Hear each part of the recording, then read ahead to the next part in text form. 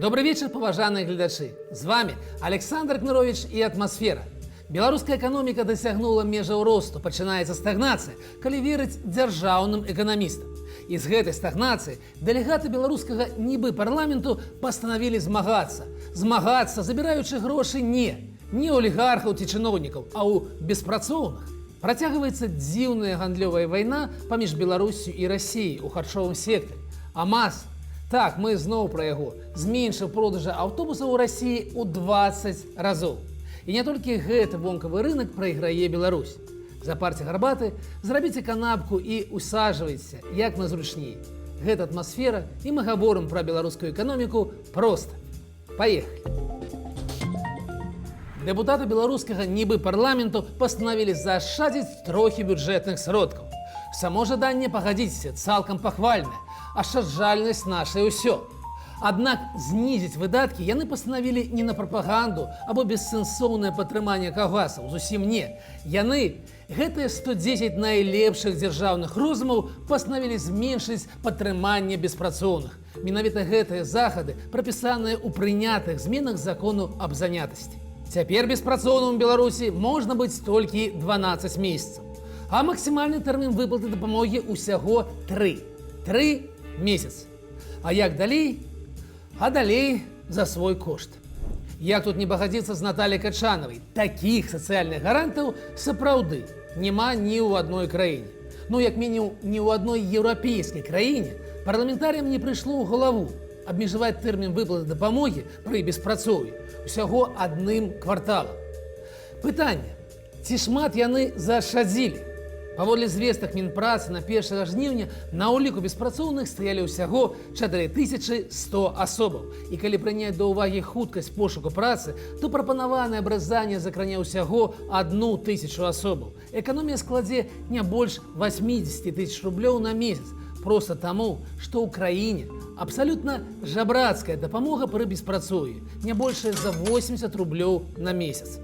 Сёння сярэдні заробак беларускага дэпутата вось гэтых 110 асобаў складае 5000 рублёў на месяц.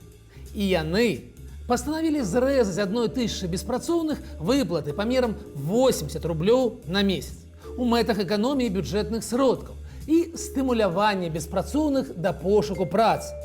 Так напісана ў самім законе. Як думаеце, у краіне, дзе людзі сапраўды абіраюць дэлегатаў парламенту, колькі б гэтыя пратрымаліся ў сваіх фатэлях? Белстат падзяліўся справаздачнасцю пра паказнікі эканомікі за 8 месяцаў гэтага года. І там выявілася менавіта тое, чаго чакалі ўсе, у тым ліку і гледачы праграмы «Атмосфера». Калі за 7 месяцаў рост эканомікі складаў 5,5%, то за 8 усяго 4,9. Гэта значыць, што перыяд ненатуральнага росту завершаны, мяжа штучнага напальвання пустымі грашыма дасягнута, і мы ўступаем у эпоху запаволівання, у эпоху стагнацыі.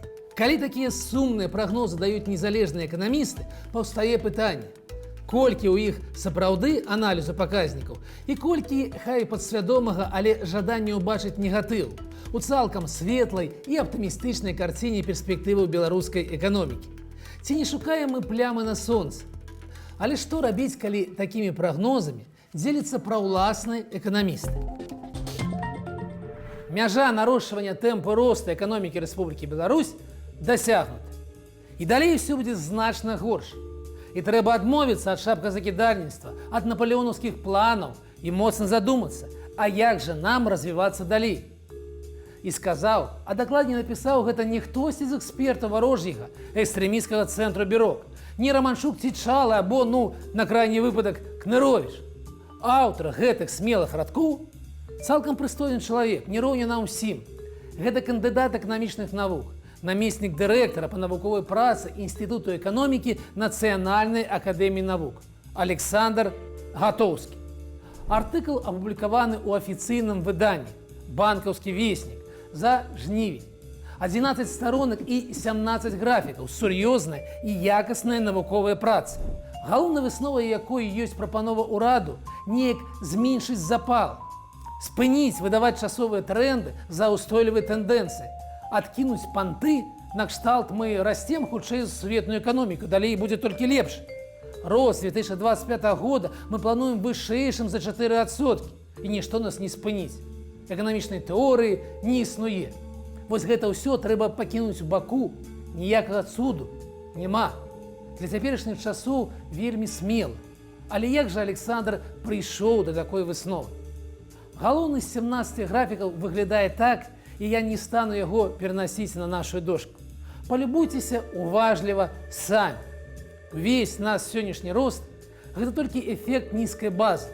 І калі мераць эканоміку паводле дасанкцыйнага 21 года, то мы ўбачым, што цяпер мы толькі-толькі дажылі да кампенсацыі правалу таго, што здарылася ў 22-м.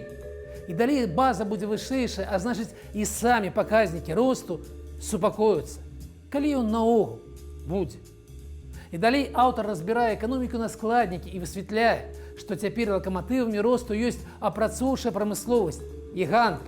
Давайте паглядзім на лічбы. Яшчэ раз. Апрацоўчая прамысловасць і гандаль. Астатнія галіны нічога звышнатуральнага не паказваюць. І IT, так, цяпер ён цягне эканоміку назад. Гэты тренд толькі-толькі спыніўся. Але чаму прамысловасць і гандаль? І тут проста. Прамысловасць не праз Атланты і МАЗ, а дзякуючы той спецыфічнай групе прадукцыі, якую Александр не мае магчымасці назваць адкрыта. А мы з вами маем. Гэта вайсковая прадукцыя. Гэта тое, што мы пастаўляем, каб Пуціну было зручней забіваць украінцаў. Але і ў ёй, на думку аўтара, мы ўжо дасягнулі мяжы. А гандаль? Гандаль цягне вверх вуп за кошт штучнага ўтрымання цэнаў. Менавіта так і піша ў дзяржаўным часопісе дзяржаўны эксперт.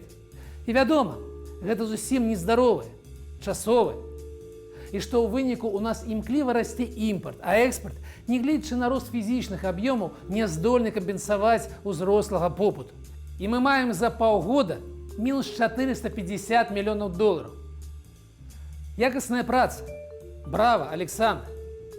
Як бы толькі вас за такое не выгналі з работы цяперашнімі часамі. Якая ж у артыкуле выснова? Цытата. Сітуацыя застаецца далікатнай.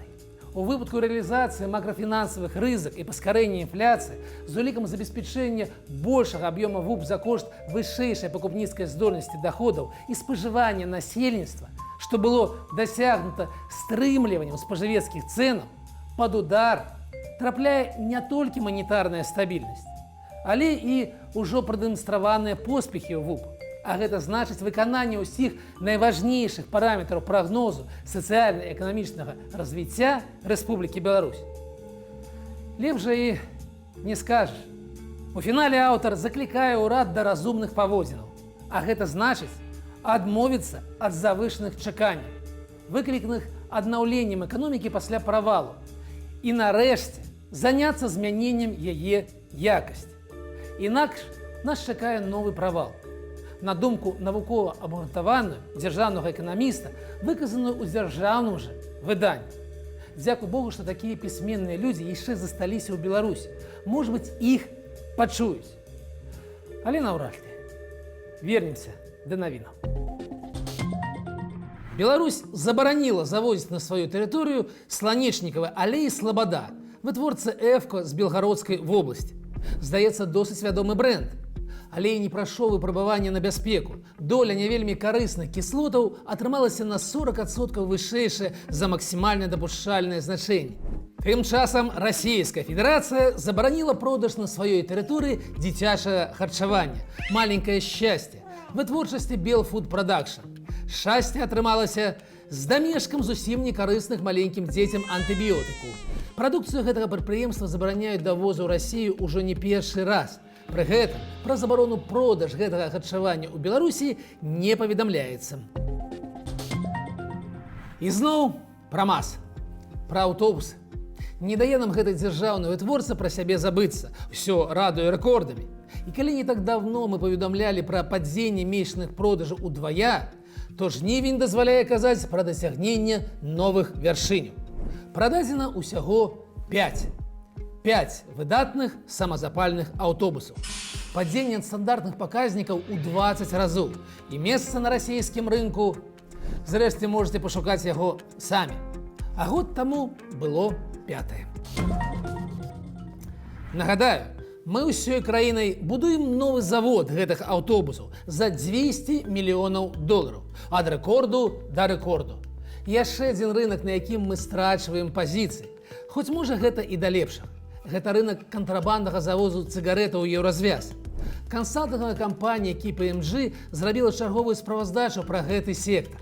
Паводле ацэнкі KPMG, пасля ўзмацнення абмежаванняў на мяжы і закрыцця шэрагу пунктаў пропуску, за 3 гады аб'ём паставак нелегальных цыгарэтаў з Беларусі упаў на 1,8 мільярда на год і складае зараз 1,5 мільярда цыгарэтаў.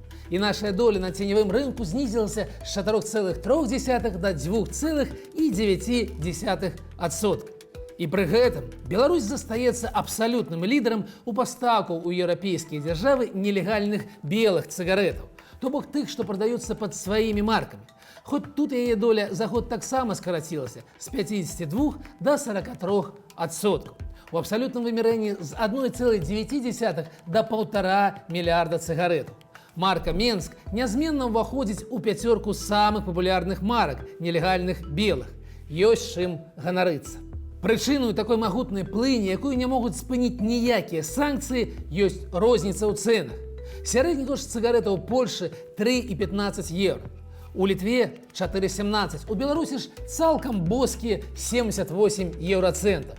Гэта ў 4-5 разоў танней. Тут не можа не быць кантрабанды.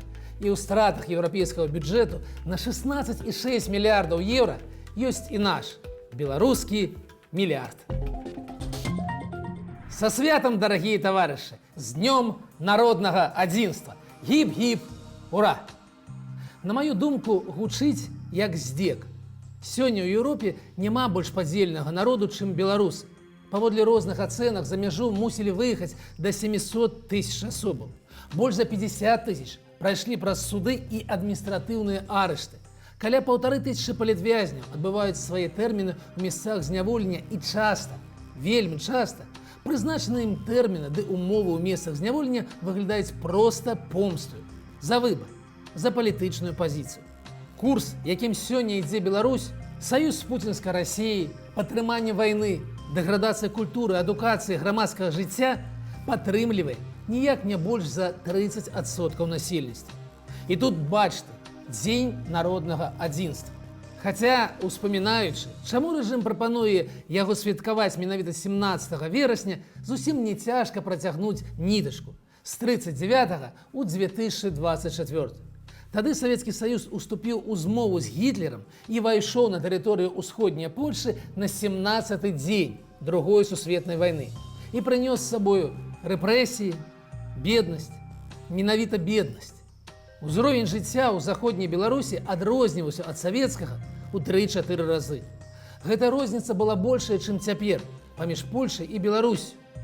Дрэнна адзетыя, галодныя савецкія салдаты былі здзіўлены заможнасцю беларускай вёскі пад панскай Польшу. І гэта не дзіўна.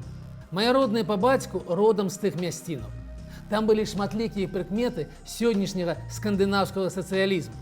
Агульнымі, кааператыўнымі былі сельскагаспадарчая вытворчасць, мясцовы гандаль, перапрацоўванне малака і многа чаго яшчэ. І вось туды прыйшлі саветы і прынеслі нацыяналізацыю, а прасцей кажучы, абрабавалі насельніцтва.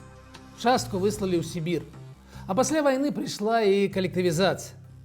Лукашенко заявіў на гэтым святочным чырвона-зялёным зборышчы, што гарантыя развіцця ёсць адзінства народа. Але ж гэта хлусня. Гарантыя развіцця ёсць менавіта адрозненне, розніца паміж намі. Розніца ў поглядах, у густах, у жаданнях. І мэтай дзяржавы павінна быць даць магчымасць усім праявіць сябе ў роўнай ступені.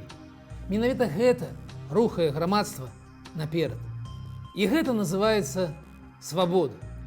А калі ўсіх нязгодных спрабуюць падраўняць, падрэзаць пад адную мерку, а нават і пазбавіць права на прафесію, выгнаць з краіны, закатаваць да смерці ў турме.